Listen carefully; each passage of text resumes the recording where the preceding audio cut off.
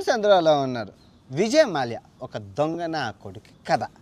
So మొన్న RCB గెలవడం, so మన విజయ్ మాల్యా 10 సంవత్సరాల తర్వాత బయటకు వచ్చి నేను శుద్ధపూసని, నేనే తప్పు చేయలేదు, state bank of India, Indian government కలిపి నన్ను దొంగగా చిత్రీకరిస్తున్నాను, కానీ నేను దొంగని కాదు, నేను పెద్ద శుద్ధపూసని అని చెప్పి పతివ్రత కబుర్లు చెప్తున్నాడు. సో ఈ వీడియో చాలా బాగుంటుంది. వీడియో అంతా చూశాక నిజ నిజాలు చెప్పాల్సిన బాధ్యత మీదే ప్రేక్షకులుగా. దొంగ ఎవరు, ప్రభుత్వమా, విజయ్ మాల్యా? అది పక్కన పెడితే ఈ విజయ్ మాల్యా నాశనం అయిపోవడానికి మూడు కారణాలు: మందు, చిందు, పందు. సో వీటి వల్ల అయితే నాశనం అయిపోయాడు. సో వీడియోలోకి వెళ్ళే ముందు గట్టిగా ఒక లైక్ కొట్టండి. ఆయనకి ఇష్టమైన కింగ్ఫిషర్ పాటతోనే ఈ వీడియోని స్టార్ట్ చేద్దాం. Let's start our show. ఉలల్లల్లలేవో ఉలల్లల్లలేవో ఉలల్లల్లలేవో ఉలల్లల్లలేవో, ఇది కింగ్ఫిషర్ పాట. Let's start. Kingfisher Vijay Mallya సామ్రాజ్యం. సో వీళ్ళు కన్నడ ఫ్యామిలీ. సో విఠల్ మాల్యా గారి సుపుత్రుడే మన విజయ్ మాల్యా. సో వీళ్ళంతా కర్ణాటక ఫ్యామిలీ వాళ్ళం అనమాట. సో వాళ్ళ నాన్నగారు సోడాలు బిజినెస్ అమ్మేవారు, అంటే బెవరేజెస్ కంపెనీ, సోడాలు, గోలీ సోడాలు అన్నీ అమ్మేవారు. బాగానే ఉంది అంతానా. సో ఆ సోడాల బిజినెస్ అమ్మి మనోడు బిజినెస్ మ్యాన్ వాళ్ళ నాన్నగారు. సో మనోడిని బాగా విదేశాల చదువుల్లోనే చదివించారు మన విజయ్ మాల్యాని. మన చదువు అంతా అయ్యాక ఒకరోజు విజయ్ మాల్యా నాన్నగారు విఠల్ మాల్యా చనిపోయారు గుండెపోటుతో. చనిపోయినంటే కంపెనీని చిన్నతనంలోనే మనోడు హ్యాండ్ ఓవర్ చేశారు. మనోడు హ్యాండ్ ఓవర్ చేసి బిజినెస్ని మంచి ఐడియాలతో తీసుకెళ్తున్నాడు. అదే క్రమంలో మన భారతదేశంలోని మద్యపాన నిషేధం అమల్లోకి వచ్చింది. సో ఎక్కడ మద్యపానం అమ్మకూడదు. సో అప్పటికి మార్కెట్లో ఉన్న చిన్న చితక కంపెనీలు ఉంటాయి కదా, మందు కంపెనీలు, అవన్నీ మూతపడిపోయాయి. లోకల్ కంపెనీలు అని బెవరేజెస్ కంపెనీలు అన్నీ మూత మారిపోతే మన విజయ్ మాల్యా స్మార్ట్. ఎందుకంటే ఒక రాష్ట్రం యొక్క ఒక రాష్ట్రానికి వచ్చే ట్యాక్స్ ఈ మద్యపాన నిషేధం నుంచే వస్తుంది, ఎక్సైజ్ డిపార్ట్మెంట్ నుంచే వస్తుందని గ్రహించి ఎప్పటికైనా మద్యపాన నిషేధం ఎత్తేస్తారు. మళ్ళీ మన బిజినెస్ మంచిగా చేసుకొచ్చి ఇది ఎక్కువ కాలం నిలబడదు. భారతదేశంలోని అందరికీ మద్యానికి బానిసలు అయ్యి ఉంటారు కాబట్టి ఒప్పుకోరు. ప్రభుత్వాలు నిలబడవని తెలుసుకొని ఈ నష్టపోతున్న కంపెనీలన్నీ టకా టకా టకా టకా అన్నీ కొనడం ప్రారంభించారు. ఎందుకంటే మనోడు భవిష్యత్తుని గెస్ట్ చేశారు. ఒక వ్యాపారస్తుడిగా ఉండాల్సిన ప్రథమ లక్ష్యంగా గెస్ట్ చేశారు. మొత్తం అన్ని కంపెనీలు కొనేశాడు. కొనేసాక ఆయన అనుకున్నట్లు అదే జరిగింది, మద్యపాన నిషేధాన్ని ఎత్తేసాడు. సో మనోడు కుర్రోడు కాబట్టి మంచి స్ట్రాటజీస్తోని, మంచి వ్యాపార టెక్నిక్ మెలకువతోని మొత్తం మందు కంపెనీలు ముందుకు తీసుకెళ్లారు. అదే దాంట్లో వాళ్ళకి కింగ్ఫిషర్ బీర్ అని ఉండాలి కంపెనీ.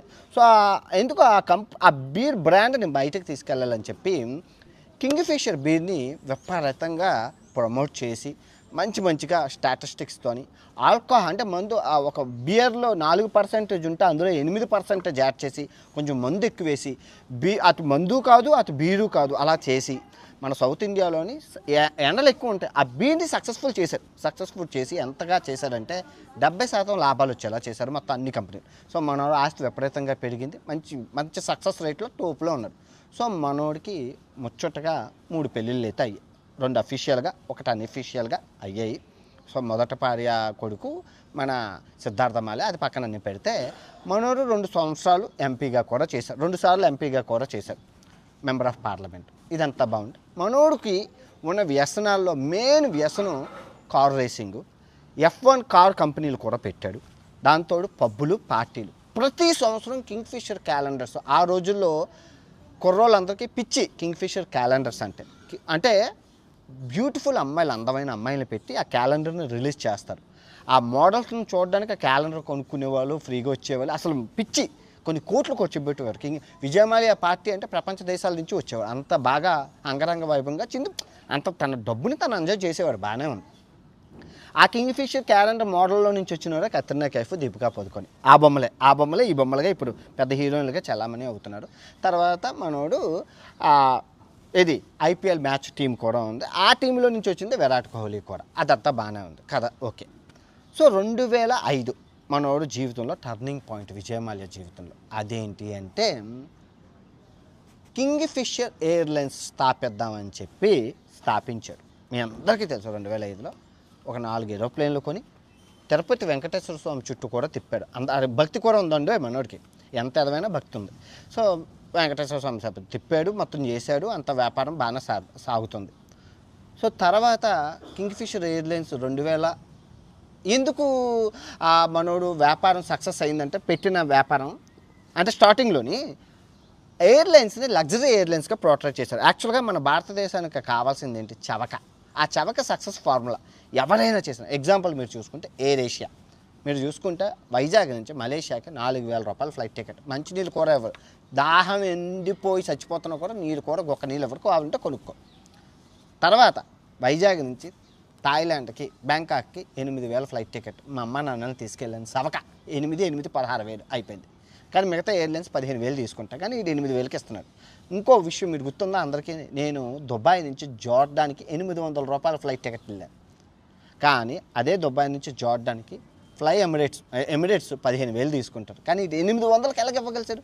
మంచినీళ్ళు కూర ఎవరు సవక. సో ఈ సవక ఫార్ములాని ఆడ పక్కన పెట్టి, అంటే ఫ్లైట్ జర్నీ అంటే లగ్జరీ, ఆ లగ్జరీని మనం ప్రొవైడ్ చేయాలని చెప్పి ఒక హైదరాబాద్ నుంచి ఢిల్లీకి, ఢిల్లీ నుంచి ముంబైకి ఈ విమాన సర్వీసులు ఏవైతే ఉన్నాయో అవి పెట్టే క్రమంలో కొత్త ఏరోప్లేన్లోని ఒక ఫ్లైట్లో 150 సీట్లు ఉంటే మనోడు 120 సీట్లే పెట్టి, అంటే సీటు రేంజ్ పెంచి ఆ గంట జర్నీకి సినిమా బొమ్మలు పెట్టి, ఇది ఆ టీవీ స్క్రీన్లు పెట్టి అందులో సినిమాలు పెట్టి ఆ గంట జర్నీకి అందమైన అమ్మాయిలు. అప్పటి వరకు మన ఇండియా ఎయిర్లైన్స్ అంటే చీరలు కట్టుకొని ఉండేవారు.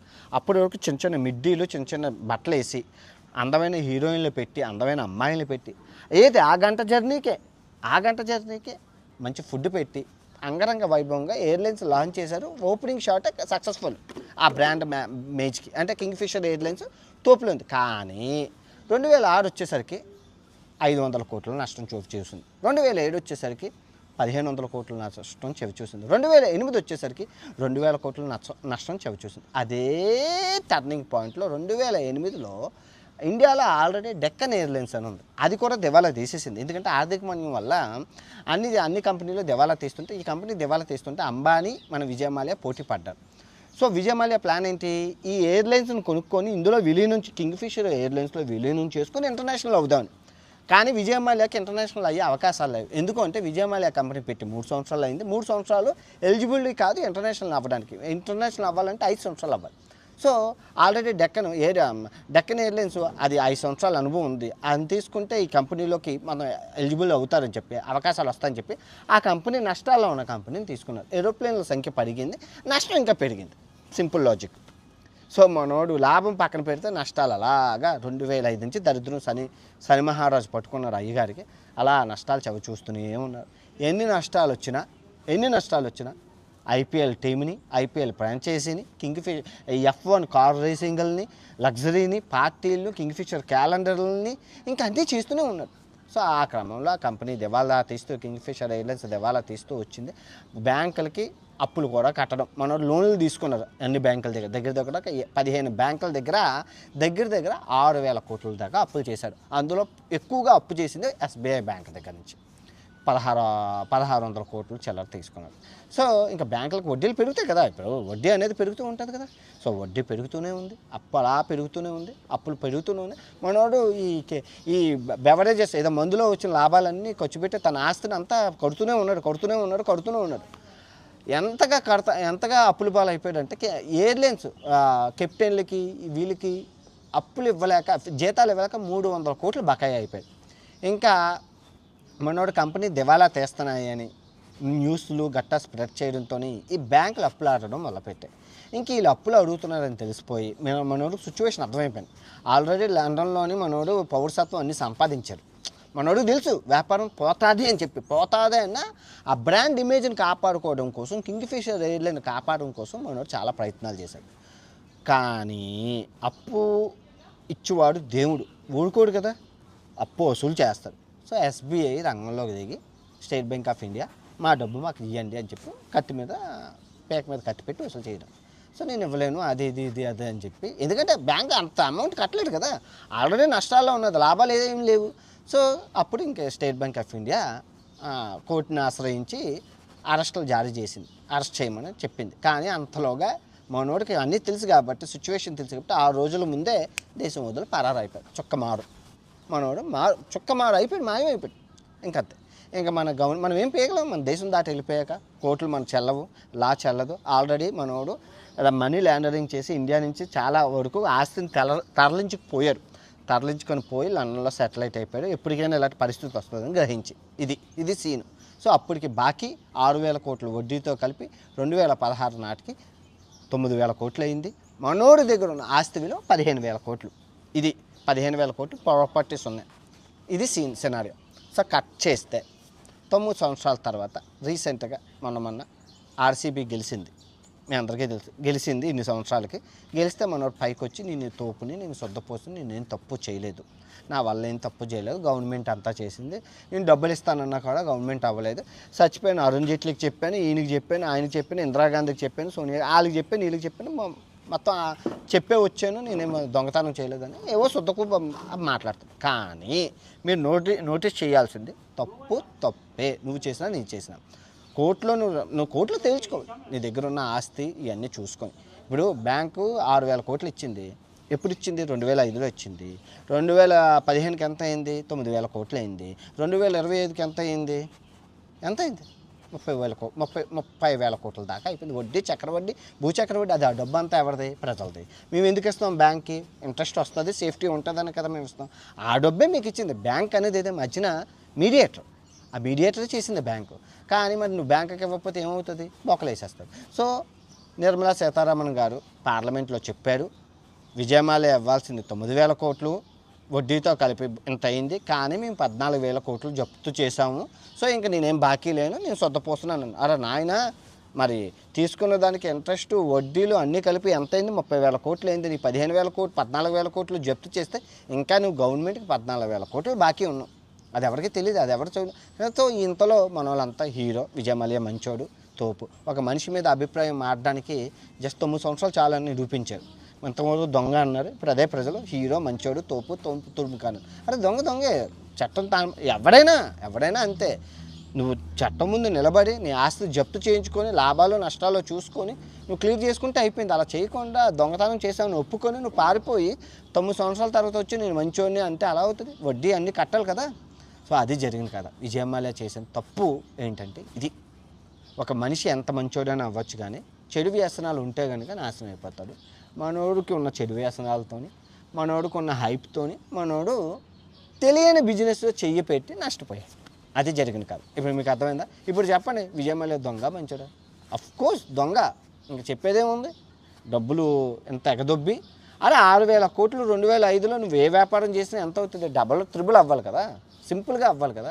మరి నువ్వు వడ్డీ కట్టకపోతే వడ్డీ ఊరుకుంటుందా? అది సామాన్యుడికైనా డబ్బున్నోడికైనా ఇక్కడ గవర్నమెంట్ ఒకే బ్యాంకులు ఒకే రకంగా పనిచేశాయి. ఇక్కడ మనం బ్యాంకుని నిందించకూడదు, గవర్నమెంట్ని నిందించకూడదు. నిందించాల్సిందల్లా విజయమాల్యా, పారిపోయినోడు. ఓకే, ఈ వీడియో ఎంతతో సమాప్తం. తిరిగి మరో మంచి వీడియోతో కలుసుకుందాం. జై హింద్.